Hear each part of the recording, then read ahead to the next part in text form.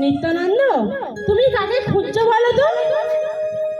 বৈষ্ণব, তুমি আমাকে চিনতে পারছো না?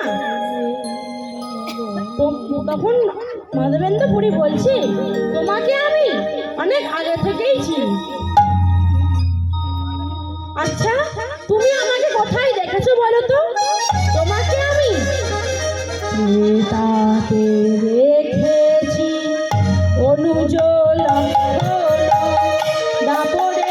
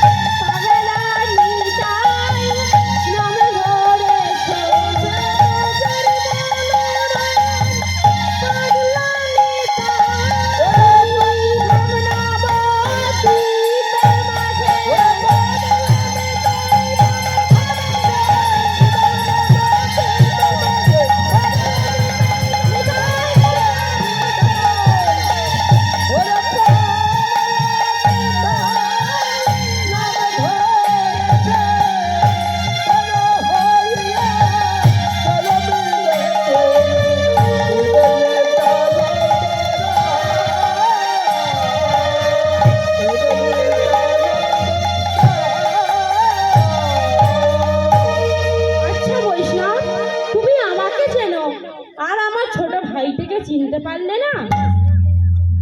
আমার ছোট ভাইয়ের নাম কানাই গো কানাই। কানাই, বিশ্বাস হচ্ছে না? যদি প্রমাণ করে দেখাতে পারি যে আমার ভাইয়ের নাম কানাই আর আমি তার দাদা নিত্যানন্দ।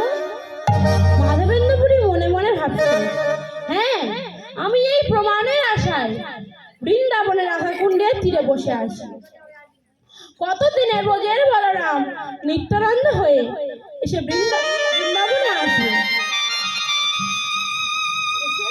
সে প্রমাণ করবে কানাই তার ছোট ভাই, সে তার বড় ভাই। আচ্ছা বৈষ্ণব, তুমি না বলেছিলে এখনো এই বৃন্দাবনে বাঁশি বাজে? তা কোথায় বাঁশি বাজে জানো? ওই যে যমুনাত্রে যে কদম গাছটি আছে, ওই কদম গাছ নিচে দাঁড়িয়ে আমার ভাই কানাই বাঁশি বাজাচ্ছে।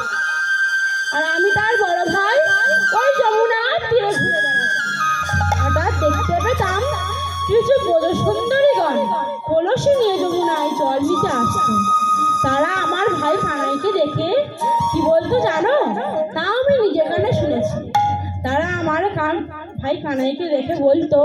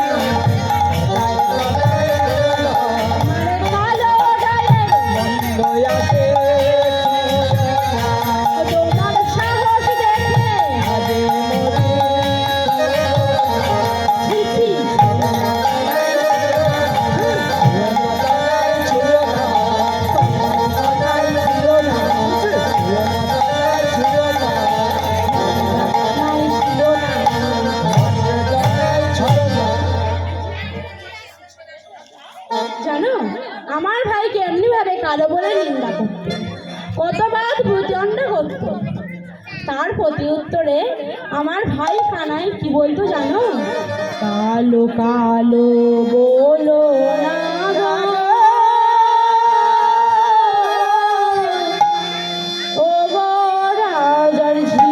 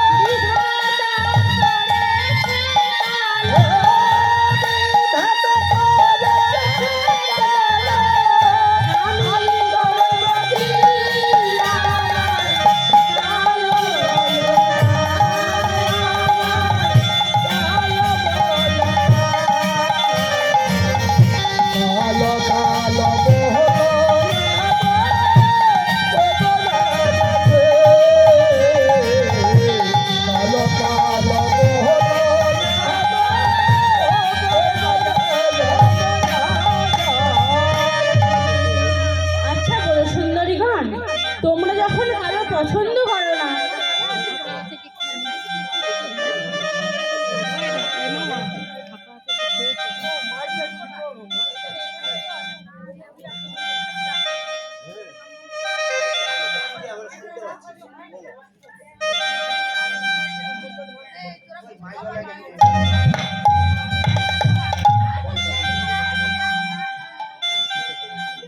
আচ্ছা বলছো সুন্দরীগণ, তোমরা যখন কালো পছন্দ করো না, তাহলে তোমাদের কয়েকটি কথা বলি শোনো।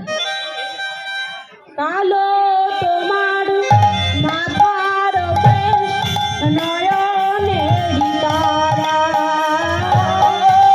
চলো তোমার মাথার নয়নের তারা, কালো তোমার মাথার বেশ, নয়নেরই তারা, চলো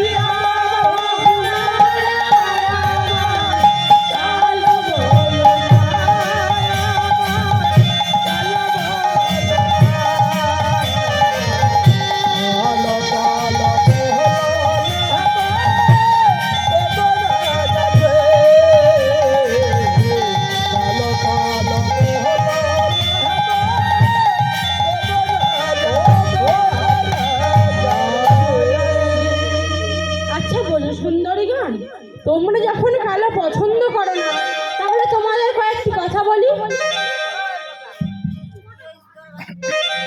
তোমরা যখন কালো পছন্দ করো না, কিন্তু তোমাদের মাথার কেশ তো কালো, তাহলে কি হবে?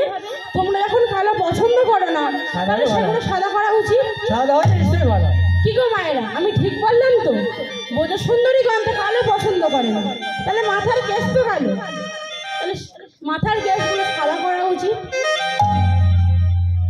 আমাদের যে চোখের মানি, সেটাও তো কালো, তাহলে চোখের মানি যদি কালো না হয়ে সাদা হতো, কেমন হতো? সবাই কেমন বলতো? বিড়াল চোখ। কি গো মায়েরা, ঠিক বললাম তো? বোঝা কবি তো কালো পছন্দ করে না, তাহলে সব সাদা করা উচিত। আচ্ছা, তোমরা কত রং বেরঙের শাড়ি পরো, নীল, লাল, হলুদ, সবুজ, কালো, আরো কত রং বেরঙের। তোমরা যখন রং বেরং পছন্দ করো না, কালো পছন্দ করো না, তাহলে সেইগুলি পরিত্যাগ করে দিয়ে সাদা থান কাপড় পরো, কেমন সুন্দর মানাবে। আরো বলছে, কালো যে জল মুনার জল সর্বলোকে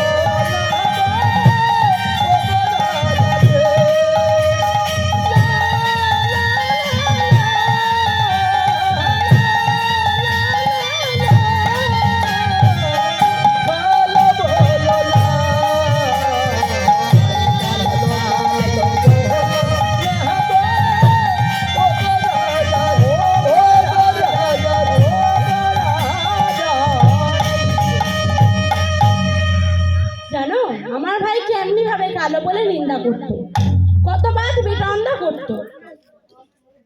তখন মাধবেন্দ্র পুরী বলছে,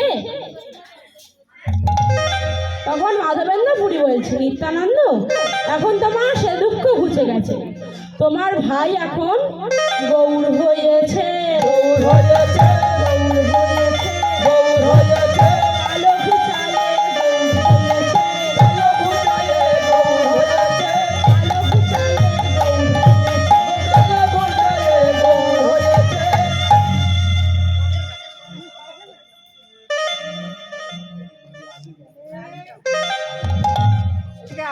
এইবার নিত্যানন্দ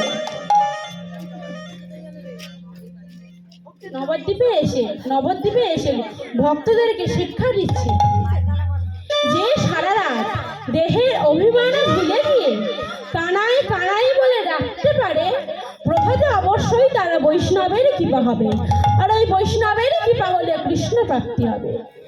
তাই ভোর হয়েছে, নবদ্বীপের পরম বৈষ্ণব নন্দন আচার্য গঙ্গায় স্নান করতে যাচ্ছেন।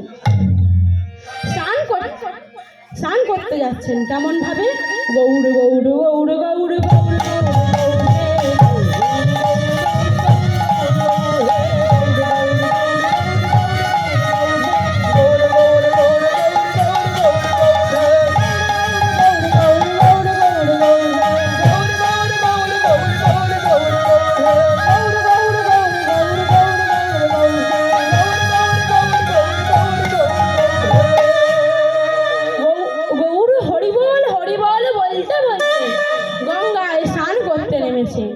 স্নান করে সূর্যদেবকে প্রণাম করছে।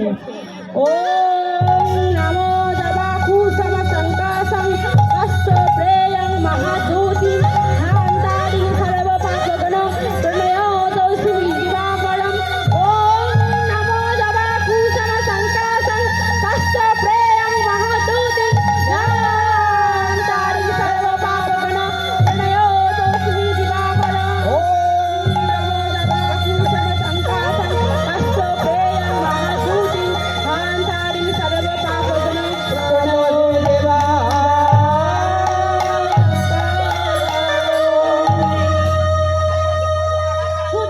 প্রণাম করে যেমনই তীরে উঠলেন অমনি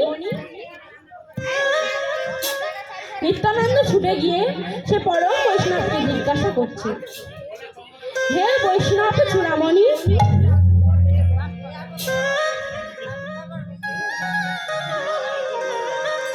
এইবার নন্দন আচার্য তার গৃহে নিয়ে গিয়ে বলছে, ওই নিত্যানন্দ, তুমি যাকে খুঁজছো ওই দেখো তুলসী তলায় গড়াগড়ি যায়। এইবার নিত্যানন্দ তার হাত ধরে মন্দিরের মধ্যে প্রবেশ করলেন আর বলছে নন্দন, আমি এই সন্ন্যাসীকে নিয়ে তোর এই মন্দিরের মধ্যে প্রবেশ করছি, সাবধান, আমরা তো যেন বেরিয়ে আসতে না পর্যন্ত ওই মন্দিরের দরজা খুলিস না। এইবার নিত্যানন্দ দুজনকে দেখছে আর বলছে, ভাই কানাই, ওকে আমি কতদিন দেখিনি, তাই বলছি ভাই একবার কানাই হয়ে দাঁড়া দেখি,